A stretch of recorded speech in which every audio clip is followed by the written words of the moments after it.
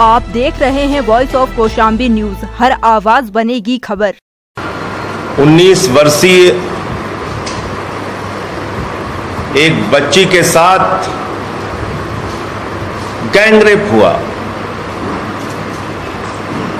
सामूहिक बलात्कार की घटना। और सिर्फ बलात्कार ही नहीं, बलात्कार के बाद गले की हड्डी तोड़ दी गई, उसकी जीभ काट ली गई,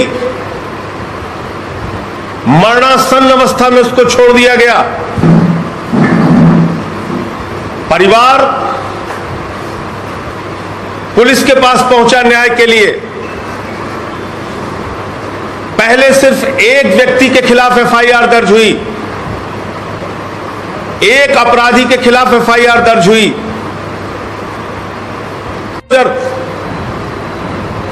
क्यों नहीं पलटी उनकी भी जीप? क्यों नहीं उनके ऊपर राष्ट्रीय सुरक्षा कानून के तहत, एनएसए के तहत कार्रवाई हुई होगी जी? आपके राज में किसी के साथ भी कुछ भी हो रहा है। मैं जौनपुर गया था, एक छोटी सी बच्ची के साथ बलात्कार करके उसकी हत्या कर दी गई, वो भी दलित परिवार से थी। यह बिटिया भी वाल्मीकि समाज से, जो हाथरस की घटना हुई। लखीमपुर में गया मैं, वहां भी एक छोटी सी दलित परिवार की बच्ची के साथ बलात्कार करके उसकी हत्या कर दी गई, नृशंस हत्या।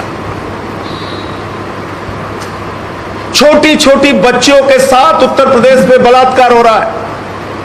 बलात्कार करने के बाद उनके शरीर को छत विछत कर दिया जा रहा है, हत्याएं हो रही हैं। और योगी की सरकार बलात्कारियों को बचाने में लगी हुई है। आपकी सरकार जब चिन्मयानंद के पक्ष में खड़ी होगी तो कैसे न्याय मिलेगा? कैसे बेटियों को न्याय मिलेगा उत्तर प्रदेश में? हमको बताइए योगी जी। मैं बहुत पीड़ा के साथ पूछना चाहता हूं आपसे, आपके पूरी पुलिस सोती रही?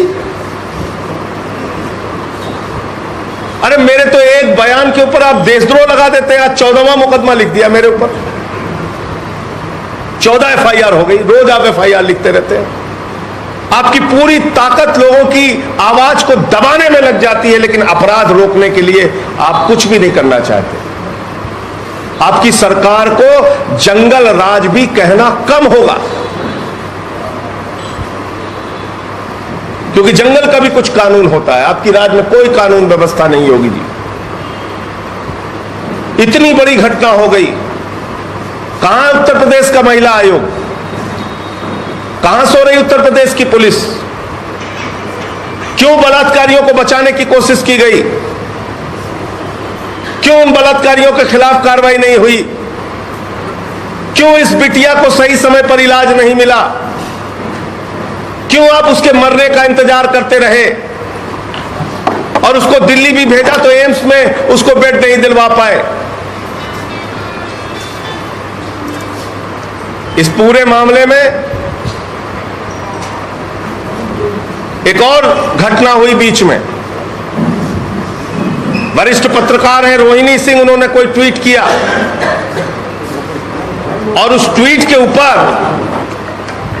इनका सूचना निदेशक है शिशिर सिंह, वो धमकी भरे शब्दों में लिखता है कि 105 गिरफ्तारियां हो चुकी हैं और इतनी एफआईआर लिखी जा चुकी है।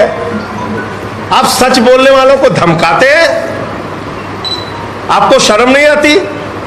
आपका पूरा तंत्र इस काम में लगा है कि बलात्कार की कोई घटना पे बोले तो उस पे एफआईआर कर दो, हत्या की कोई घटना पे बोले तो उस पे एफआईआर कर दो। आपका एसएसपी इंद्रकांत त्रिपाठी से रंगदारी मांगता है और उनकी हत्या करवा देता है। वो खुलेआम घूम रहा है उत्तर प्रदेश के अंदर, उस पर कार्रवाई नहीं कर पाते आप।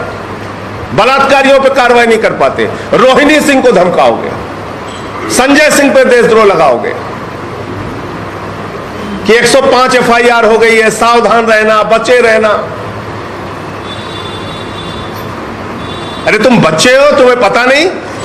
मान लो उन्होंने आगरा लिख दिया था, तुम लिख देते हाँ ये घटना आगरा की नहीं हाथरस की है। पूरी घटना को ही तुमने कह दिया ये फेक न्यूज है, फलाना है, ढिमका है।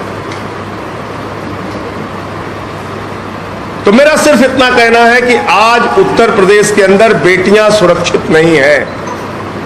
अपराध बहुत तेजी के साथ बढ़ रहा है। बच्चियों को माता पिता अपने घर से बाहर भेजने में डरते हैं, सहमे हुए हैं, रोते हैं, पता नहीं सुरक्षित आएगी नहीं आएगी।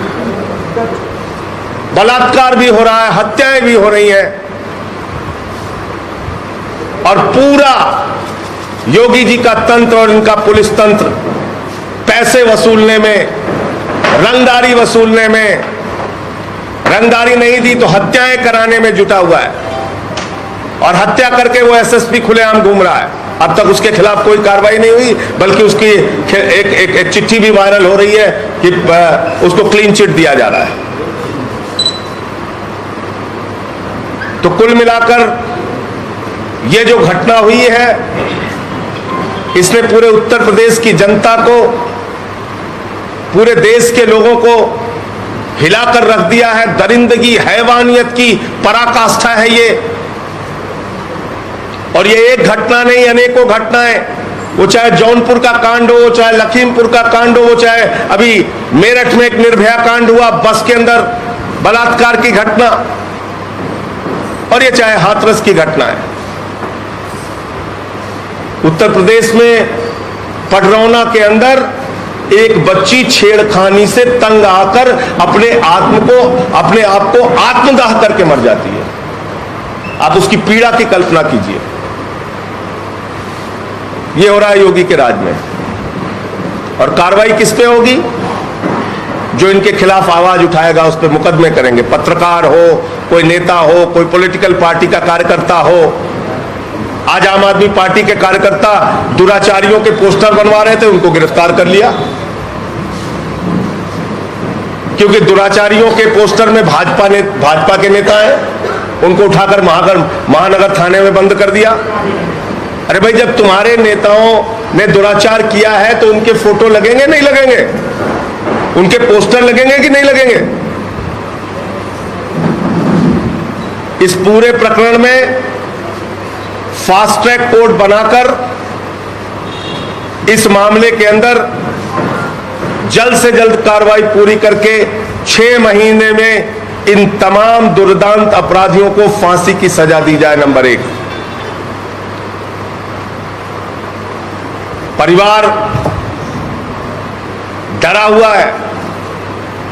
उससे यहां तक कहा गया है, मेरी बात हुई थी उनके चाचा से, कि तुम लोगों का हाल उन्नाव जैसा करेंगे, उनको सुरक्षा दी जाए। बहुत गरीब परिवार है, उनको मुआवजा दिया जाए, कम से कम 50 लाख रुपए का मुआवजा दिया जाए उसके परिवार को। और मैं कहना चाहता हूं, इस सरकार की तानाशाही, गुंडागर्दी और इस सरकार के राज में बढ़ते हुए अपराधीकरण के खिलाफ सबको बोलना पड़ेगा, आवाज उठानी पड़ेगी। इस बात की चिंता किए बगैर कि कितने मुकदमे होते हैं, इस बात की चिंता किए बगैर कि कितनी जांच होगी और कितनी जेल होगी और कितनी लाठी चलेगी। मैं आज बहन कुमारी मायावती जी का स्टेटमेंट देख रहा था। ऐसा लग रहा है भारतीय जनता पार्टी का मुखपत्र निकाल रही है। आप दलितों की इतनी बड़ी नेता हैं, 4 बार की मुख्यमंत्री हैं, आप इस सरकार के खिलाफ मुखरता से बोल नहीं पाती? ऐसे अत्याचार और अन्याय पर भी आप आवाज नहीं उठा पाती? ये बहुत अफसोसजनक है कि ऐसे समय में भी इस तरह की राजनीति देखने को मिल रही है।